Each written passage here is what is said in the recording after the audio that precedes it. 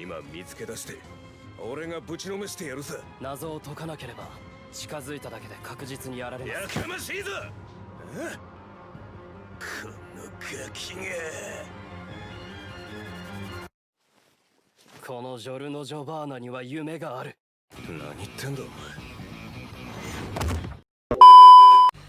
Assalamualaikum warahmatullahi wabarakatuh.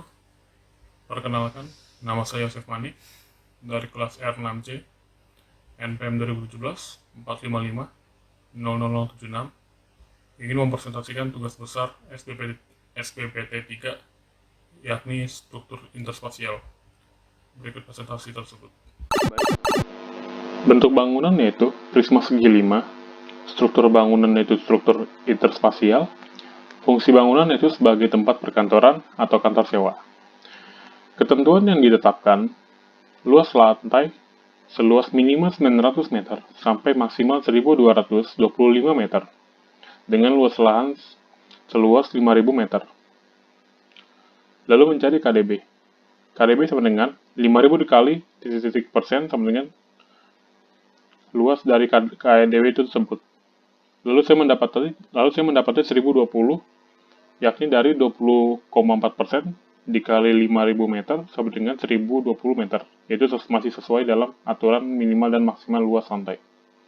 Lalu KLB sama dengan luas lantai dikali jumlah lantai yang ingin bangun dibagi luas lahan, sama dengan 1020 meter dikali 34 lantai dibagi 5000 sama dengan 34,680 meter dibagi 5000 sama dengan 6936 sama dengan 7 jika dibulatkan. Lalu dapatlah standar KLB sebanyak 7 ini. Lalu KDH sama dengan 79,6%, yakni dari 100% dikurang KDB persen sama dengan 100% dikurang 20,4% sama dengan 79,6%. Lalu data bangunan. KDB sama dengan 20,4% dikali 5000 meter sama dengan 1020 meter.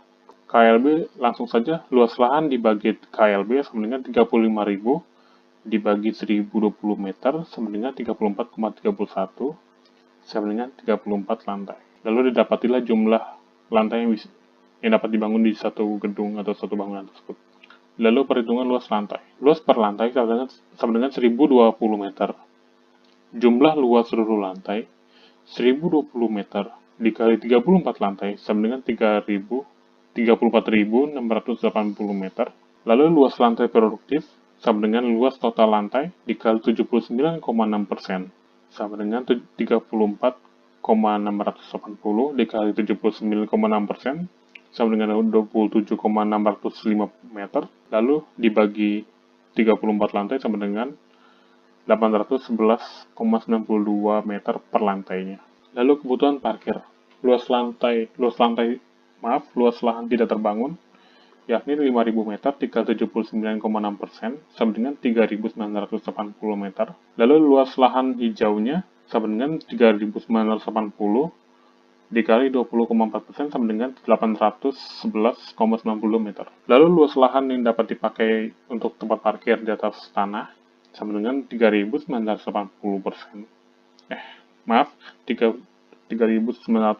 meter dikali 79,6% sama dengan 3168,8 meter. Lalu bisa didapati jumlah mobil yang dapat parkir di atas tanah yaitu 3168 dibagi 25 meter sebagai standar ukurannya sama dengan 126,7. Jika dibuatkan ya didapati 127 mobil yang dapat parkir di atas tanah. Lalu mencari kebutuhan parkir gedung sama dengan luas satu lantai produktif dikali jumlah seluruh lantai dibagi 1000 meter per square sama dengan 811,92 meter dikali 34 lantai per 100 meter square sama dengan 276 mobil. Lalu jumlah parkir mobil yang harus disediakan di basement yakni 264 mobil dikurang 127 mobil sama dengan 149 mobil. Inilah jumlah yang harus disediakan dalam basement tersebut. Lalu area basement. Luas basement produktif per lantai sama dengan KDB kali luas lahan sama dengan 20,4% dikali 5.000 sama dengan 1.020 meter. Lalu jumlah mobil yang dapat ditampung di setiap lantai basement sama dengan 1.020 meter dibagi 25 meter sama dengan 40,8 sama dengan 41 mobil.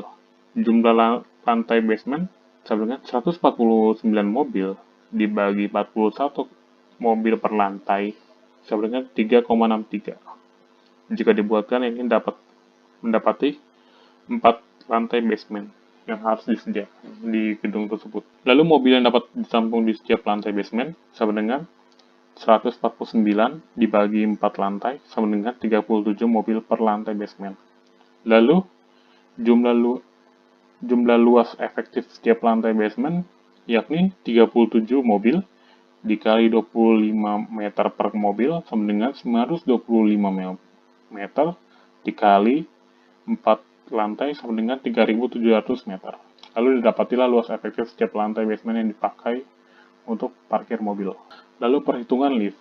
Jenis gedung yang ingin dihitung yaitu perkantoran atau kantor sewa, yakni mengikuti standar di mana lift tersebut ingin dibangun dan biar sesuai dengan kapasitas yang ada, yakni dengan standar-standar luas lantai rata-ratanya, jumlah lantai, waktu menunggu, luas lantai neto per orang, persentase penghuni, tinggi lantai sampai lantai, dan kapasitas lift.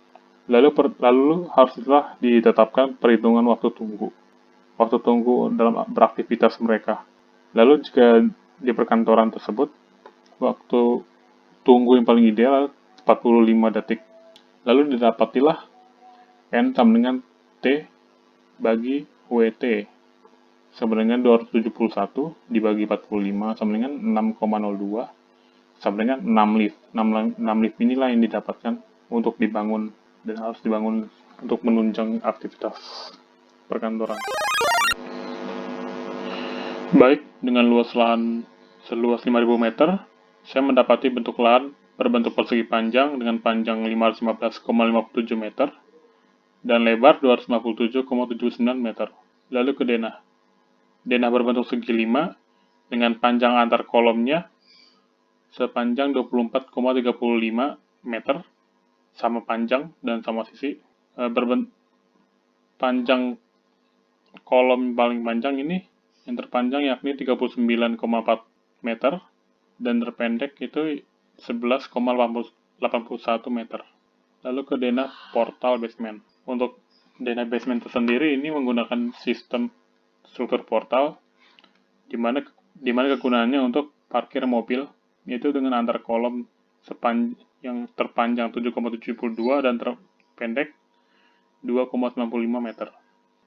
Dan ini juga terdapat lift sebanyak 6 dan tangga darurat sebanyak 2, yaitu dengan ukuran liftnya dengan panjang 2,95 meter dan lebarnya 2,75 meter.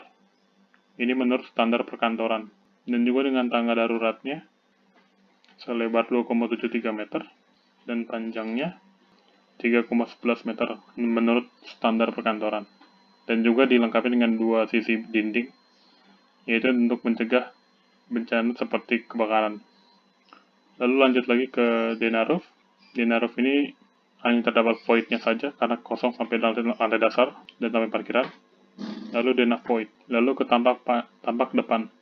Bangunan ini memiliki tinggi 136 meter dan jika dihitung tingginya dari basement yaitu 152 meter. Dengan per lantainya tingginya mencapai 4 meter. Panjang terpendek dari kolom ini adalah 24,35 meter, sedangkan terpanjangnya 39,4 meter. Lalu ke tampak belakang. Dengan memiliki panjang yang sama, yaitu 19,7 meter dan 19,7 meter. Ini jumlahnya 39,4 meter. Lalu tampak samping kiri, ini terdapat 7 kolom utama, ini dengan panjang antar kolom yang cukup berbeda, antara 4,7, 4,9, 7,5, sampai yang terpanjang 7,72 meter. Jika dijumlahkan menjadi 37,47 meter. Lalu ke tampak samping kanan. Begitupun sebaliknya dengan samping kiri dengan memiliki ukuran dan panjang yang sama. Lalu ke potongan AA. Sistem struktur interspasial sendiri memiliki struktur yang dimana kolomnya hanya berdiri di luar bangunan saja, sedangkan di dalamnya tidak ada satu kolom pun yang berdiri. Karena untuk sistem ini, ia menggunakan sistem seperti penyangga, dan setiap lantainya terdiri dari struktur, dan setiap lantainya lagi free untuk pengguna apapun.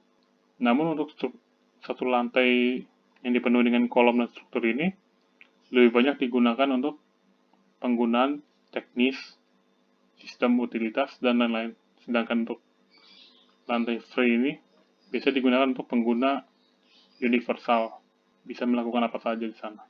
Dan juga potongan BP, yakni sistem portalnya, memiliki panjang yang berbeda-beda dari terpendek 4,7, 4,9 hingga terpanjang itu 8,13 meter. Dari potongan ini terdapat 2 lift dan 1 tangga darurat. Begitupun dengan potongan AA.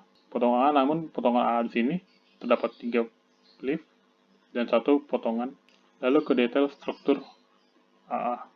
Untuk antar kolom dari sisi kolom ini mencapai void, itu memiliki panjang sekitar 13 meter, atau juga dibagi dua yaitu 6,57 dan 6,57, sedangkan voidnya sendiri memiliki lebar 11,82 meter.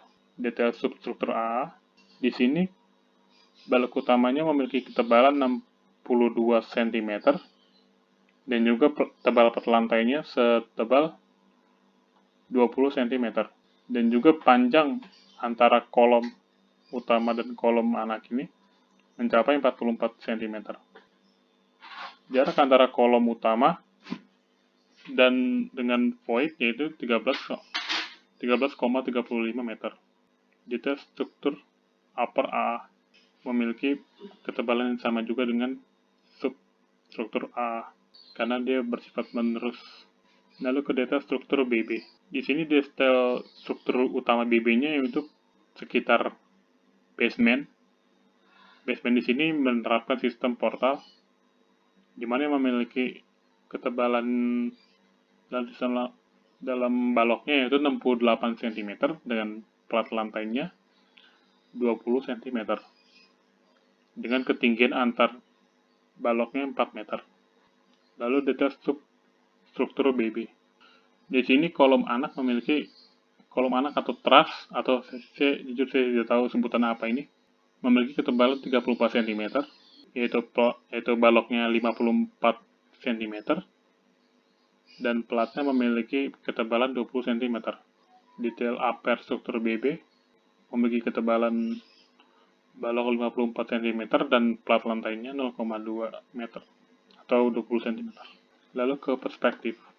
Seperti inilah bentuk 3D dari bangunan struktur interspasial yang digunakan untuk kegiatan perkantoran.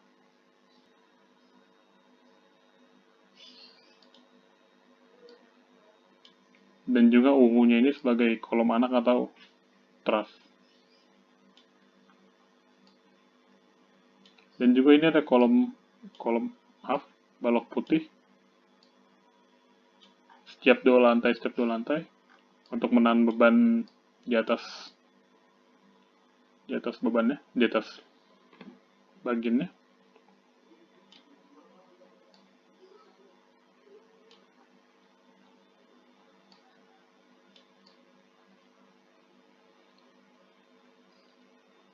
Oke, baik. Beginilah maket yang dibangun dengan struktur interspasial, yang dimana salah satu lantainya terdapat struktur, satu lantai lagi free space untuk kegiatan usual pengguna, satu lantai lagi full struktur yang bisa juga digunakan untuk kegiatan teknis seperti maintenance gedung dan sirkulasi dan lain-lain. Satu lantai lagi free space untuk pengguna gedung ini, dan seterusnya sampai jumlah bangunan ini dibangun. Maket ini tidak dalam keadaan 100% karena sempat rusak juga, dan juga saya kekurangan bahan untuk membuatnya karena bagian truss ini cukup kecil dan sulit juga dicari bahan kayunya. Dan maka ini juga setiap sisi bangunan ini baloknya hanya ada di sisi tampak depan setiap setiap dua lantai, ya ini 8 meter, 8 meter, 8 meter, dan juga tampak belakang 8 meter, 8 meter, 8 meter, 8 meter. Demikianlah presentasi ini mengenai tentang struktur interspasial. Bila ada kesalahan kata, mohon untuk dimaafkan, dan apabila ada kesalahan data ataupun kekurangan data, mohon untuk dikoreksi. Demikian, terima kasih. Wassalamualaikum warahmatullahi wabarakatuh.